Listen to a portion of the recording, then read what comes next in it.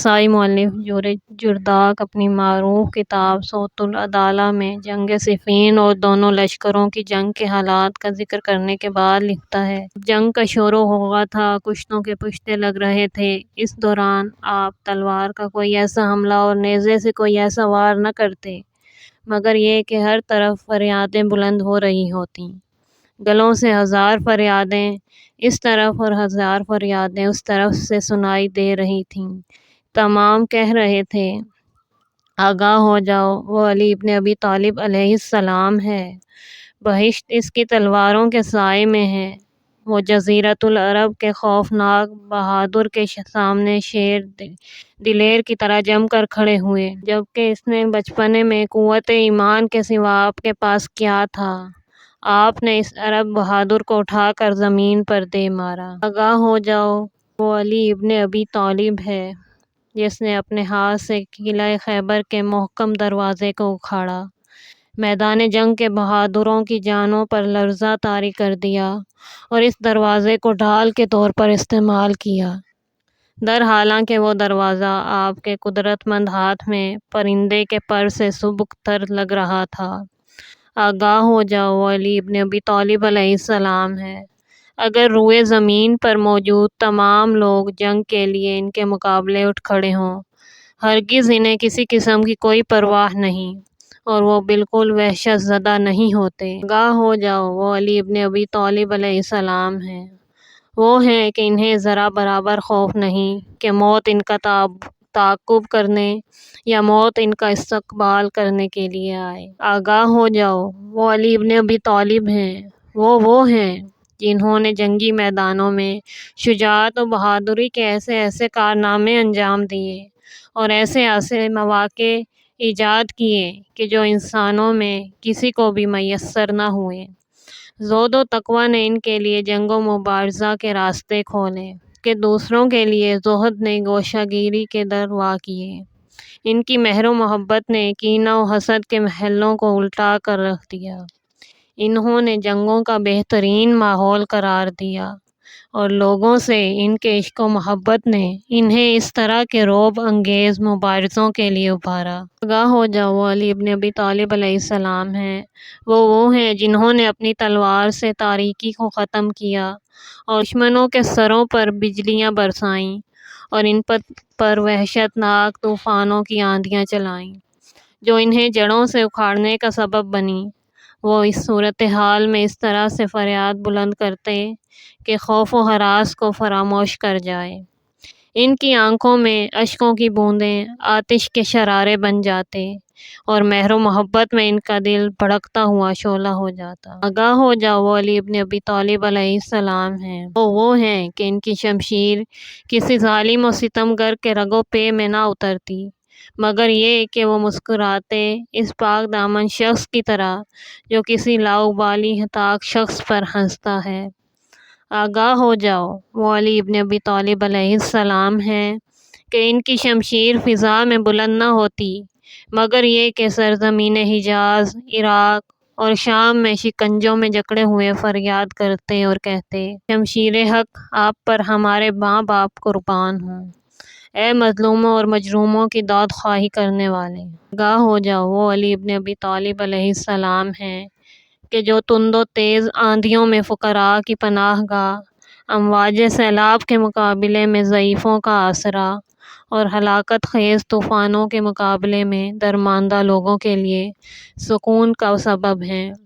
وہ کڑکتی دوپہر میں بے سہارا لوگوں کے لیے سائبان ہیں۔ آگاہ ہو جاؤ، وہ علی ابن ابی طالب علیہ السلام ہیں کہ جو زمین کے جس حصے پر قدم مبارک رکھیں وہ سبز و شاداب ہو جاتی ہے اور اس پر رحمت الہی کی بارش برستی ہے۔ ان آبرو کی وجہ سے نہروں میں پانی جوش مارتا ہے اور انہی کی محبت کے صدقے میں سمندروں میں موجیں اٹھتی ہیں۔ آگاہ ہو جاؤ، وہ علی ابن ابی طالب علیہ السلام ہیں کہ اگر دل پاک و پاکیزہ ہوں تو انہی کی وجہ سے دل خوشیوں سے پھولے نہیں سماتے اور پرمسرت ہوتے۔ اگر قلوب پاکیزگی سے خالی ہوں تو بندے اور غمگین ہو جاتے ہیں۔ آگاہ ہو جاؤ، وہ علی ابن ابی طالب علیہ السلام ہیں کہ ان کے بارے میں روزگار زمانہ اور ان کی شمشیر باہم ایک صدا ہو کر کہیں گے، ذوالفقار کے علاوہ کوئی تلوار نہیں اور علی علیہ السلام کے سوا کوئی جواں مرد نہیں۔ جاؤ وہ علی ابن ابی طالب ہیں۔ پس اے فتنہ گر اور شور و غوغا برپا کرنے والوں، راہ فرار اختیار کر جاؤ، ورنہ تمہیں نہ بلند و بالا پہاڑ پناہ دیں گے اور نہ وسیع و ریح دشت و صحرا۔ جراق مسیحی نے اپنی کتاب صوت العدالہ میں امیر المومنین علیہ السلام کے خوبصورت کلام سے کچھ حصے نقل کیے ہیں جنہیں ہم یہاں پر ذکر کرتے ہیں۔ علا بن زیاد حارثی علی علیہ السلام کے دوستوں میں سے تھے۔ وہ مریض ہو گئے، آپ علیہ السلام اس کی عیادت کے لیے تشریف لے گئے۔ جب آپ نے ان کا وسیع و عریض گھر دیکھا تو فرمایا، اس دنیا میں اس وسیع گھر کو کیا کرتے ہو؟ کیا تم جہان آخرت میں اس سے وسیع تر گھر کے محتاج نہیں؟ ہاں، اگر تم وسیع گھر کے ذریعے آخرت تک پہنچنا چاہتے ہو تو اس میں مہمانوں کو دعوت کرو اور رشتہ داروں کے ساتھ صلہ رحمی کرو، اس کے واجب حقوق مستحقین کو ادا کرو۔ اگر ایسا کرو گے تو اس کے وسیلے سے تم نے خانہ آخرت حاصل کر لیا۔ اسلام مطلع ہوئے کہ ان کے کارندوں میں سے کوئی ایک بیت المال میں تصرف کر رہا ہے، تو آپ نے فوراً اسے خط میں درج ذیل عبارت لکھی، بس خدا سے ڈرو اور لوگوں کے اموال انہیں واپس کرو۔ اگر تم نے ایسا نہیں کیا تو اللہ تعالیٰ مجھے تم پر مسلط کرے۔ اس وقت میں خدا کی بارگاہ میں تیرے بارے میں معذور ہوں گا اور اسی شمشیر سے تجھے قتل کروں گا جو میں نے آج تک کسی پر نہیں چلائی، اگر یہ کہ وہ وارد جہنم ہوا۔ خدا کی قسم، جو کچھ تو نے کیا ہے، اگر حسن و حسین بھی ایسا کرتے تو میں ان میں سے بھی کوئی رعایت نہ کرتا اور ان کی خواہش کو بھی قبول نہ کرتا، یہاں تک کہ ان سے حق واپس لے لیتا اور باطل کو ان سے دور کر دیتا۔ امام علی علیہ السلام سے پوچھا گیا، عدل و انصاف افضل ہے یا عطا و بخشش؟ آپ علیہ السلام نے فرمایا، عدل تمام امور کو ان کے موقع و محل پر رکھتا ہے اور سخاوت ان کو ان کی حدوں سے باہر کر دیتی ہے۔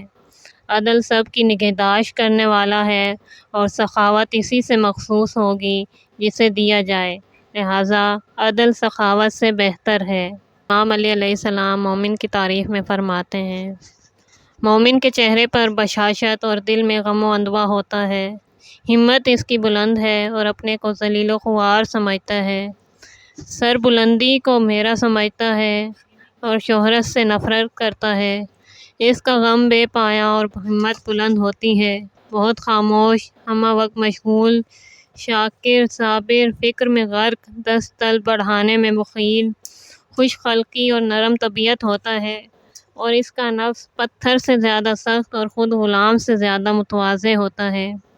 امام علیہ السلام فرماتے ہیں، لوگوں پر ایک ایسا زمانہ بھی آئے گا جس میں وہی بارگاہوں میں مقرب ہوگا جو لوگوں کے عیوب بیان کرنے والا ہو، اور وہی خوش مزاج سمجھا جائے گا جو فاسق و فاجر ہو، اور انصاف پسند کو کمزور و ناتواں سمجھا جائے گا